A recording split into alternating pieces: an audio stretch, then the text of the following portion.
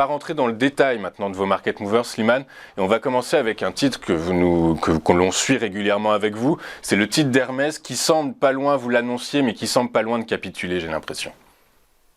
Oui, effectivement, hier, avec un CAC à moins 3%, Hermès a clôturé cette session avec un moins 4,5%. Donc, c'est des séances de baisse qui sont quand même assez rares, surtout sur ces titres-là.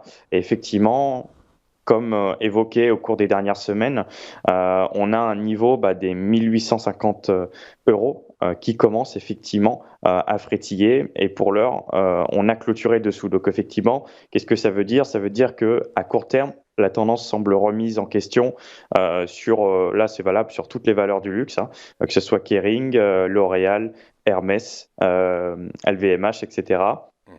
On est effectivement dans une inversion de tendance qui commence à se mettre en place, à des prises de bénéfices qui semblent tout à fait justifiées. On a eu de très beaux parcours sur le secteur.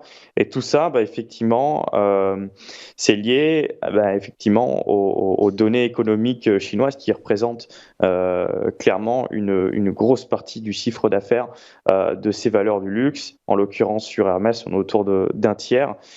Donc effectivement, les surprises économiques chinoises, comme on le voit sur le graphique à l'écran, sont davantage négatives, et ce depuis quelques mois, depuis avril notamment. On a eu, comme on l'avait évoqué ces dernières semaines, on a eu cette forte reprise de l'activité chinoise à partir de début 2023, ce qui a clairement propulsé le secteur du luxe sur des plus hauts historiques, sur des niveaux de valorisation clairement dingues. Et effectivement, maintenant, on voit que les choses commencent un petit peu à devenir un petit peu plus contrastées sur l'économie chinoise.